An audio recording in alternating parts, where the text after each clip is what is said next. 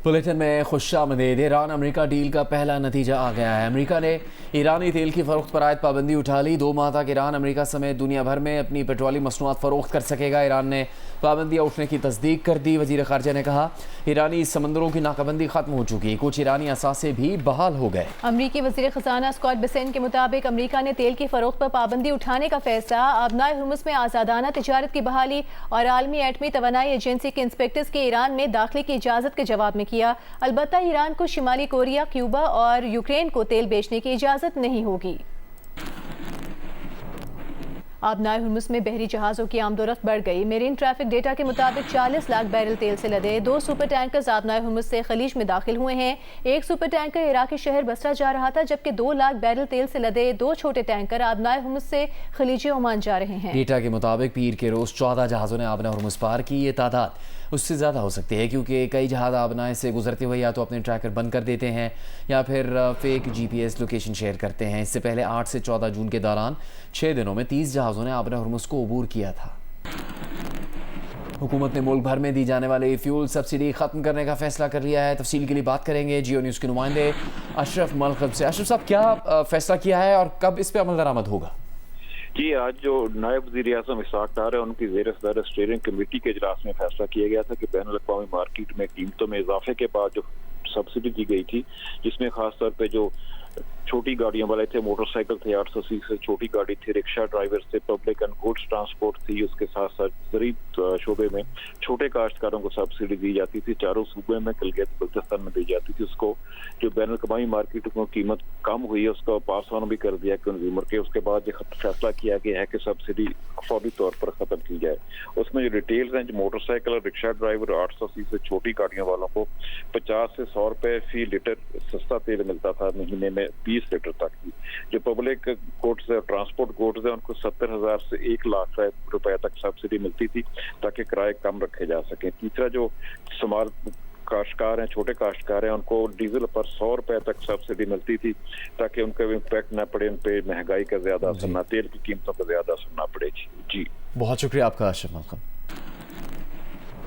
अभी आपको बताएंगे ईरानी वज़ीर ख़ारजा अब्बास अराग़ची और स्पीकर बाकर कालिबाफ आबनाए हुर्मुज़ के इंतज़ामात से मुतालिक बातचीत के लिए ओमान रवाना हो गए। बाकर कालिबाफ के मुताबिक वो ओमानी हुकाम से आबनाए हुर्मुज़ में ईरानी इक़दामात को मजबूत और मुस्तहकम बनाने के लिए मुश्तरका कोशिशों पर बातचीत करेंगे।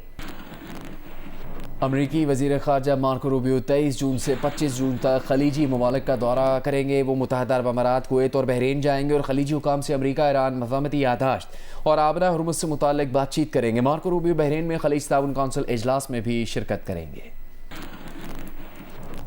कतरी वज़ीर आज़म और वज़ीर ख़ारजा शेख मोहम्मद बिन अब्दुर्रहमान अस्सानी ने ईरान अमरीका डील के लिए पाकिस्तान और खित्ते के मुल्कों की कोशिशों को खिराजे तहसीन पेश किया है। अरब मीडिया को इंटरव्यू में उन्होंने कहा कि जंगबंदी मुफाहमती याददाश्त पर अमरीकी और ईरानी सदूर के दस्तखतों से मुमकिन हुई और दस्तखतों का यह माहौल पाकिस्तान और खित्ते के ममालिक ने कोशिशें करके साजगार बनाया। उन्होंने कहा कि मुफाहमती याददाश्त का मकसद फौरी जंग बंद कराना और आबनाए हुर्मुज़ की बंदिश के खात्मे और ईरानी एटमी तनाज़े पर मज़ीद मुज़ाकरात की राह हमवार करना था। कतर के रास लफान गैस कॉम्प्लेक्स में धमाके से 15 अफराद जाँ बहक हो गए, 66 अफराद ज़ख्मी हुए हैं। कतरी हुकाम के मुताबिक जाँ बहक और ज़ख्मियों में पाकिस्तान, भारत, बांग्लादेश समेत दीगर मुल्कों के शहरी शामिल हैं। कतरी हुकाम ने कहा कि धमाका किसी जारियत तखरीबकारी का नतीजा नहीं, फ़नी खराबी की वजह से हुआ। और यहाँ आपको बताएंगे गजा जंगबंदी की इसराइली खिलाफ वर्जियाँ जारी हैं। खान यूनिस में चलती गाड़ी पर इसराइली बमबारी की गई।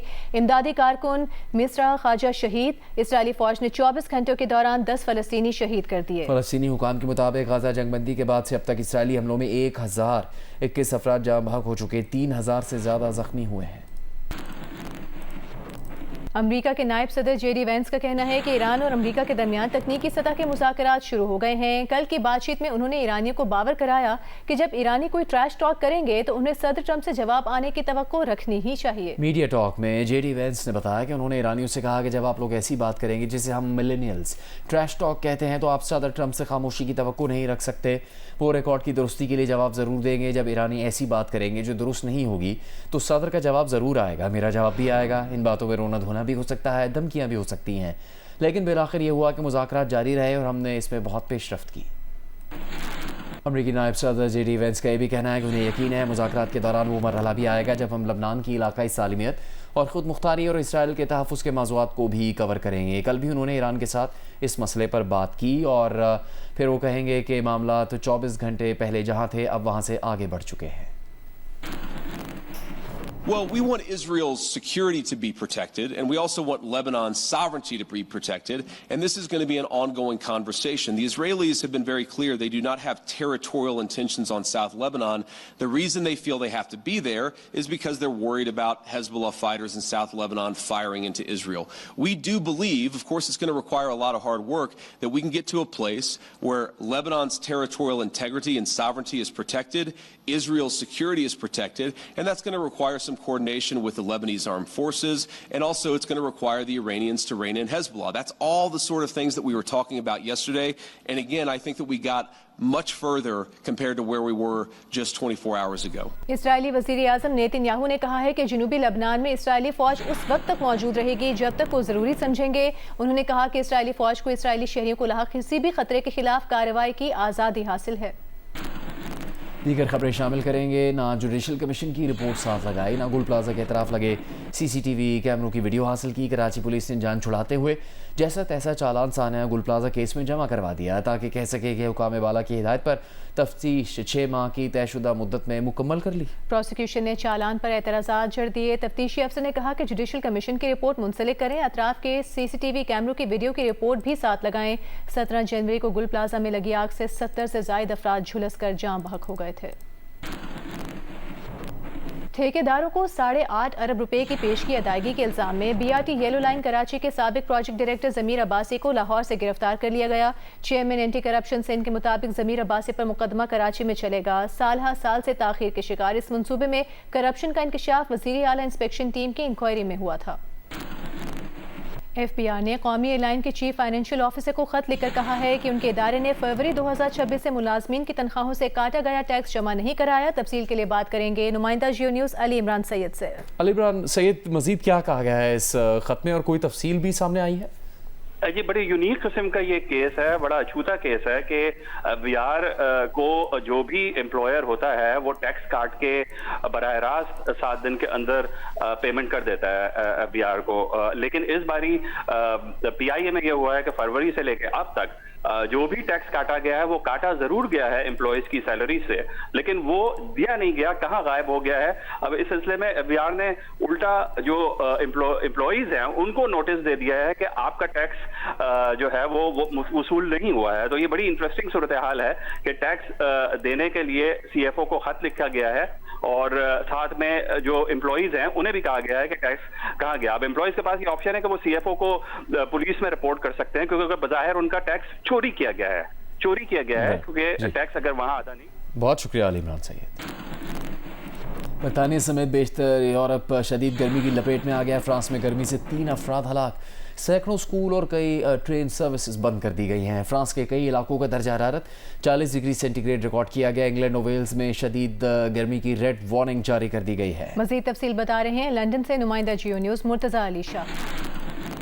برطانیہ کے محکمہ موسمیات نے موسمیات کے حوالے سے ریڈ وارننگ الرٹ ایشو کیا ہے.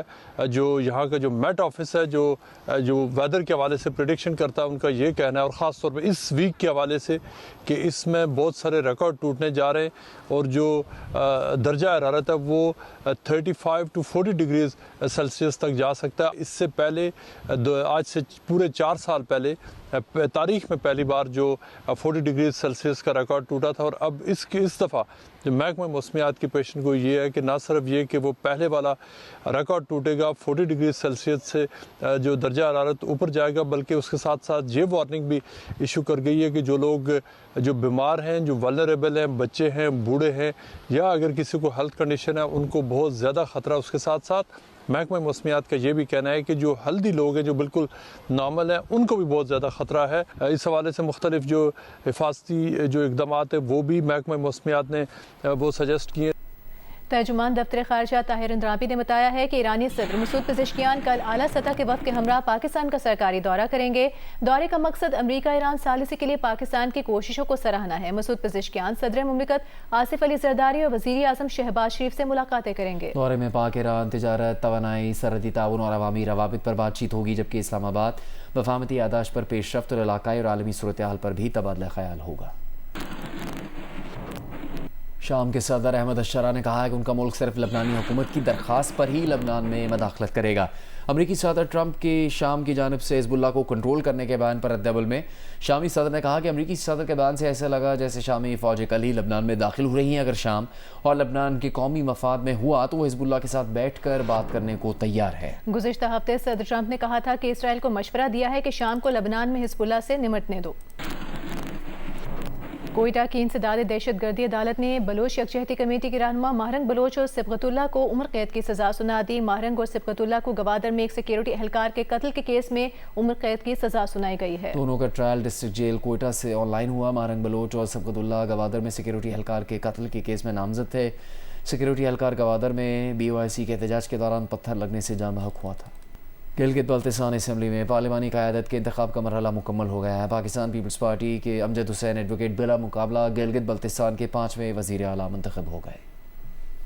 گلگت بلتستان اسمبلی کا پہلا اجلاس پیر کے روز اسمبلی ہال میں منعقد ہوا، جس میں 33 میں سے 30 نومنتخب ارکان نے حلف اٹھایا۔ حلف اٹھانے والوں میں پاکستان پیپلز پارٹی کے 13، مسلم لیگ نون کے 9، استحکام پاکستان پارٹی کے 6، مجلس وحدت المسلمین کا 1 اور پاکستان تحریک انصاف کا حمایت یافتہ 1 آزاد رکن شامل تھا۔ حلف برداری کے بعد اسپیکر اور ڈپٹی اسپیکر کا انتخاب بھی بلا مقابلہ مکمل ہوا۔ عمران ندیم اسپیکر اور ملک کفایت الرحمان ڈپٹی اسپیکر منتخب ہوئے۔ سابق اسپیکر نذیر احمد ایڈوکیٹ نے نومنتخب اسپیکر عمران ندیم سے حلف لیا، جس کے بعد اسپیکر نے ڈپٹی اسپیکر سے حلف لیا۔ تیسرے مرحلے میں قائد ایوان کا انتخاب ہوا، جس میں پاکستان پیپلز پارٹی کے امجد حسین ایڈوکیٹ بلا مقابلہ وزیر اعلیٰ منتخب ہو گئے۔ وزیر اعلیٰ کے انتخاب کے لیے کسی امیدوار نے کاغذات نامزدگی جمع نہیں کرائے، جبکہ ایوان میں موجود تمام ارکان نے ان کی حمایت کی۔ نومنتخب وزیر اعلیٰ کی حلف برداری کی تاریخ کا اعلان بعد میں کیا جائے گا۔ اسمبلی میں 3 بڑی جماعتوں پاکستان پیپلز پارٹی، مسلم لیگ نون اور استحکام پاکستان پارٹی کے درمیان آئینی عہدوں پر اتفاق رائے پایا گیا، جبکہ مجلس وحدت المسلمین اور PTI حمایت یافتہ رکن نے انتخابی عمل میں حصہ نہیں لیا۔ کیمرہ ٹیم کے ساتھ سعادت مجاہد، جیو نیوز، گلگت۔